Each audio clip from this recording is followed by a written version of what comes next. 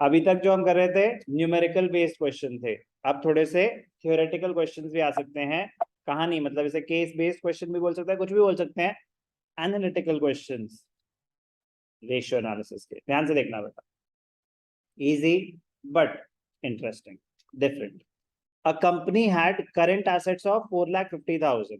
तो current assets कितने हैं? 4,50,000। और करंट लाइबिलिटीज कितनी है? 2 लाख। तो करंट रेशियो क्या हो गया? Current assets upon current liabilities. देखेंगे जरूरत है कि नहीं है। आफ्टरवर्ड्स, आफ्टरवर्ड्स मतलब ये थी सिचुएशन, उसके बाद पता है क्या हुआ? It purchase goods for 30,000 on credit. Calculate current ratio after purchase. तो बिफोर परचेज मांगा ही नहीं है, तो जरूरत भी नहीं है निकालने की। कभी होता है बिफोर एंड आफ्टर दोनों निकालने हैं। उन्होंने बोला गुड्स परचेज करने के बाद क्या करंट रेशियो होगा वो बताओ। अभी तो दिख रहा है कि 4.5 डिवाइडेड बाई 2, जो भी आपका कितना 2.25:1 आ जाए। कह रहे गुड्स परचेज करे, तो आपको इसमें क्या सीखना होता है? Impact of the transaction. जो भी ट्रांजैक्शन है उसका इम्पैक्ट एनालाइज करना सीखना है। तो impact of goods purchased on credit, impact of goods purchased on credit. तो आपने माइंड में सोचनी है जर्नल एंट्री। जर्नल एंट्री ज्यादा इंपॉर्टेंट नहीं है, वो बस आपकी रेफरेंस के लिए मैं लिख रहा हूं। Purchases account debited to creditors, यही होती है जर्नल एंट्री। कितने के हैं? 30,000। बट जर्नल एंट्री मैं कह रहा हूं नहीं आपके किसी काम की, बट रास्ता यहीं से निकला है कि आपने सामान खरीदा, तो purchase account debited to creditors. मुझे चाहिए इसका इम्पैक्ट। तो इम्पैक्ट क्या हुआ होगा? बचपन में हमने एक चैप्टर किया था अकाउंटिंग इक्वेशन। बचपन में एक चैप्टर किया था अकाउंटिंग इक्वेशन। आता है नहीं आता उससे कोई लेना देना नहीं, कुछ बच्चे तो इसी में घबरा देते हैं, सर वो तो मैं भूल गया। कोई बात नहीं बेटा, अकाउंटिंग इक्वेशन नहीं बना रहा, बट बड़ी बेसिक सी चीज बता रहा हूँ कि अगर हमने सामान खरीदा तो, और कुछ भी नहीं बोल रहा मैं, और कुछ भी नहीं बोल रहा, तो इसका इम्पैक्ट क्या होगा कि आपका स्टॉक इतने से बढ़ गया। आपका स्टॉक इतने से बढ़ गया। एक्सपेंसेस नहीं मानना उसको, रीजन भी कि आप एक आइसोलेटेड ट्रांजैक्शन का एनालिसिस कर रहे हो, मतलब बस खत्म कहानी इतना ही है और बुक्स क्लोज हो रही हैं। तो बताओ उसका इम्पैक्ट क्या होगा? वो सामान आपके पास ही पड़ा हुआ है अभी। तो इम्पैक्ट क्या होगा कि आपका स्टॉक या आपकी इन्वेंट्री बढ़ गई। ये काम की चीज है, इतना दिख रहा है कि बढ़ गई। And at the same time आपके क्रेडिटर्स बढ़ गए। यस और नो? अब जब स्टॉक और इन्वेंट्री बढ़ गई तो इसका मतलब क्या हुआ? आपके करंट एसेट्स बढ़ गए और क्रेडिटर्स बढ़ गए, तो आपकी करंट लाइबिलिटीज बढ़ गई। दोनों बढ़ गए सेम अमाउंट से, तो क्या रेशियो चेंज होगा? यस और नो? दोनों सेम अमाउंट से बढ़ गए, दोनों सेम अमाउंट से चेंज हुए, तो क्या रेशियो चेंज होगा? बिल्कुल होगा। रेशियो तब चेंज नहीं होता अगर वो पहले 1:1 होता। रेशियो तो रिलेशनशिप दिखा रहा है। अब ध्यान से देखना, रेशियो चेंज होगा क्योंकि काफी बार लगता है कॉमन एरर होता है, फर्स्ट टाइम कॉमन एरर होता है कि सर जब दोनों सेम अमाउंट से ही चेंज हो रहे हैं तो रेशियो कैसे चेंज होगा? अभी देख लेना आंखों के सामने। करंट एसेट्स 450 थे, करंट लाइबिलिटीज 2 लाख थे। After goods purchased on credit, तो करंट एसेट्स क्या हो गए? 450 थे पहले।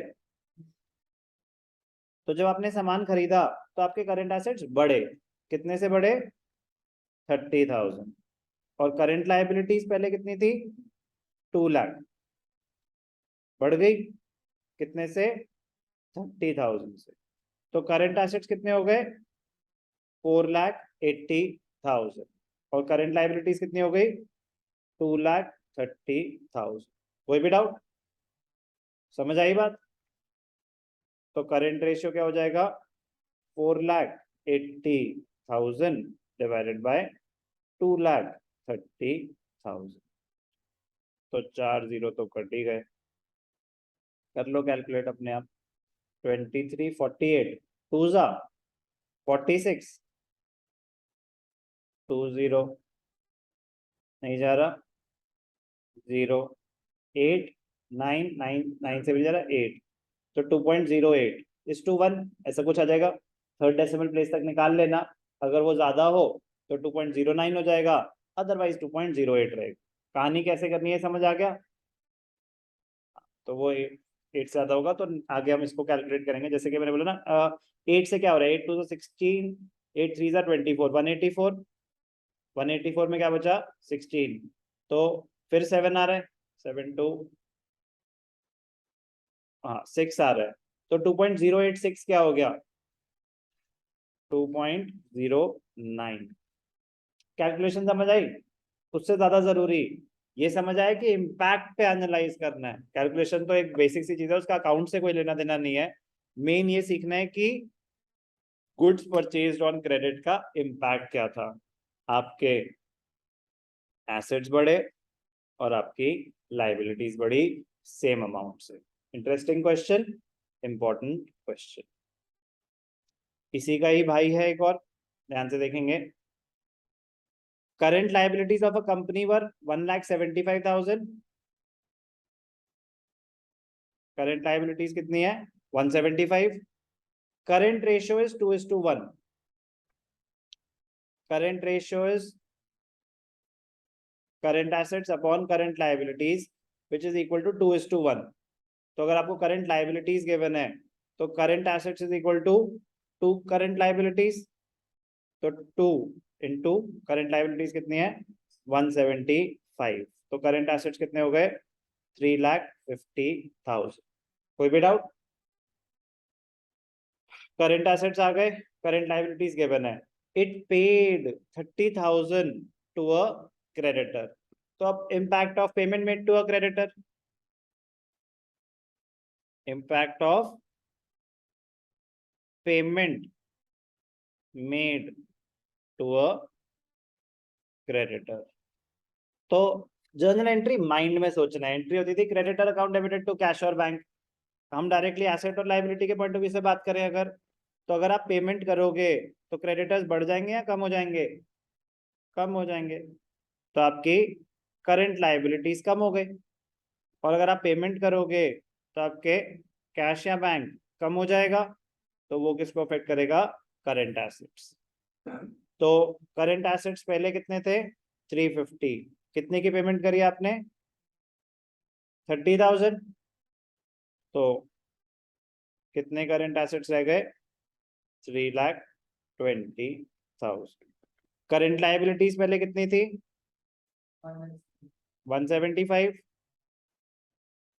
कितनी पेमेंट करी 30,000, कितनी रह गई 1,45,000। कोई भी डाउट? तो करंट रेशियो कैलकुलेट कर लेंगे अपने आप। 3,20,000 डिवाइडेड बाय 1,45,000, तो कैलकुलेट कर लेंगे अपने आप।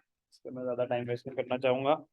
तो 320 डिवाइडेड बाय 145, 2.21:1। कोई डाउट? Easy, interesting.